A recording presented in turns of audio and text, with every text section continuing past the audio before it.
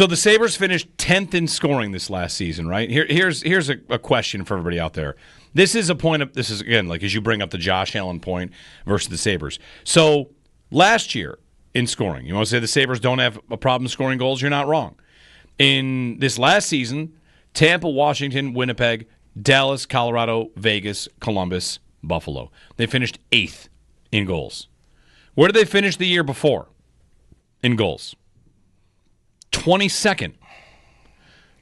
They don't have this Josh Allen to cement them as a top 5 scoring team. The Bills do have that. If Larry, you mentioned the point about being in receivers. He has a leg to stand on, of course. 2 legs to stand on. I might not disagree that it's the ideal way to do it, but he's got points to make that we have a baseline. And we've talked about it before. If the Bills ever drop to like the 15th ranked offense, it would be time to fire people. Yes. Josh Allen should be rocking a top 5 offense all the time. But the Sabres last year had a very good offensive year and should not stand still on that. Again, you don't have to tell me Marner is unlikely, but if he was open to it, they should. If they walk into their own meetings and say, well, I'm not going to do that because we finished 8th in scoring last year, then like fold up shop. What do you have as the Sabres that indicates you're going to stay there? If anything, what they have is Tage, who's consistent, Dahlin, who's consistent, Tuck is pretty consistent, right? I'll go with him too. And then after that, who do you count on? Peterka and Quinn, we've watched them in their young careers kind of go through ups and downs, and some of their players they were counting on went through long stretches where they weren't able to score enough. They were not a great scoring team 2 years ago. 3 years ago with Granato, they were playing, fire wagon hockey, and that was fun. They were 3rd in scoring. And what'd they do? They missed the playoffs by a point. Mm-hmm. And then they took a huge dip in scoring the next year. And there's a case to be made here, of course, when you are number 3 in scoring and miss the playoffs by a point. Last year, they're number 8 in scoring, and they missed by a lot. Mm-hmm. So do they need help on defense? Yeah. But the closest they ever got during the drought was the year they scored the most. Yes. If they were, and I know this might be ridiculous to think about, 1st in scoring, could they possibly miss? Maybe they're the 7 seed, and it's fire wagon hockey, and every game is 6-5, but they make it, and we sit there and say, like, oh, yeah, their defense is no good. Maybe they're the Bengals, right? That's the Bengals. They've had a great offense, and their defense lets them down. I don't mean to make constant NFL to NHL comparisons, but the closest they ever got was the team that scored 296 goals. They finished 20th in the league with the 3rd-ranked offense, but missed the playoffs by like a point. Just saying. I think it's okay for if I ran a sports team, which I don't, and many of you are very happy that I don't, and that's okay.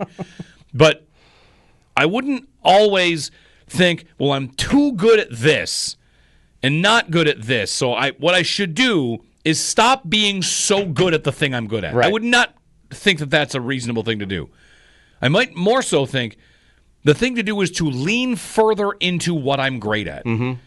And, yeah, I'll try to bring the other stuff along, too, but I'm going to lean into scoring a lot of goals. If they're 8th this year, and I would say, all right, let's try to bring our defense along, but also try to get in the top 5 in scoring. 803-0550. Greg on a cell phone. Hey, Greg, what's up? I like I don't like your theory. I love the idea of Mitch Marner, right? He's a damn good hockey player, but here's the problem. He doesn't play defense. And that's the problem with the Leafs. They've leaned into what they're good at. They're a great offensive team. They are a great scoring team. How many playoff series have they won in the last 9 years? 2. Because they don't have defense. They don't have very good goaltending. It's just not sustainable. And when it comes time, regular season, you're a god with the scoring because nobody's really playing defense. When you get to crunch time, when you get to the playoffs, when you get to the real season, that's when real hockey begins. That's when the game tightens up. It becomes physical. It becomes defensive.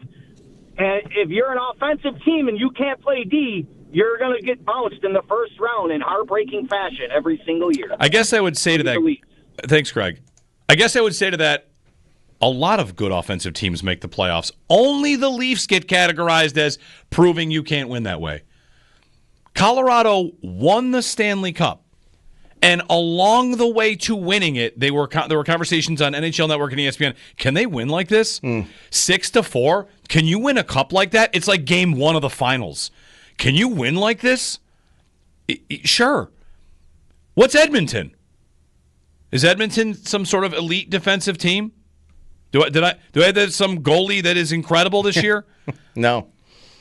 I mean, can you? And again, I guess it kind of gets down to: are we looking for the perfect build, or are we looking for the hockey team in town to just put a product on the ice that finishes in the top 16 in the NHL for the first time in a decade and a half? He, again, is also a very good PK player. He doesn't just not play defense. I think that's probably the first thing we just have to acknowledge when in this conversation, because it feels a little disingenuous when you're just saying he's only an offensive player, doesn't play defense. I mean, a little, right? Right. Edmonton if we just do goal differential, we can do that. Edmonton on goal differential was a plus 23 this year. They gave up 236 goals. To the Sabres, 289. They gave up 53 fewer goals than the Sabres did. I don't really need to latch on to this point too much. And the Sabres scored 10 more than Edmonton. They didn't have a goaltender. I don't know.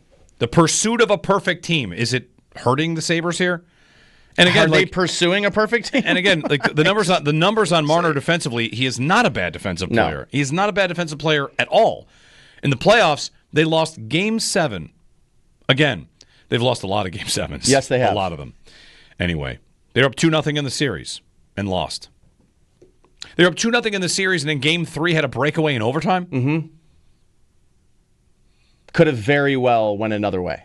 The pursuit of the perfect team. Sometimes it's just, it's tough.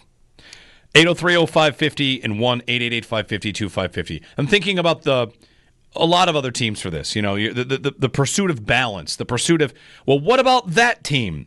One team, this all sounds like a conversation about receivers. When's the last number one receiver to win a Super Bowl before A.J. Brown? You would have said that. Like, well, the Chiefs did it without one. And Brandon Bean likes to point to, and he's not wrong to point out these teams won a lot. Brady and Gronk and Kelsey and Mahomes. But a lot of the other teams that were right there with them, who are good teams, are built in different ways. So, like, the Leafs are some sort of horrific cautionary tale. Imagine a Sabres fan telling a Leaf fan, boy, let me tell you about the flaws in your build. I've got to tell you about the flaws in your build. Yeah, all right. I can see it from where I live. I can see you're flawed. I'm sorry, who are you? You're from where? The Sabres are telling me about my team's flaws? I get it.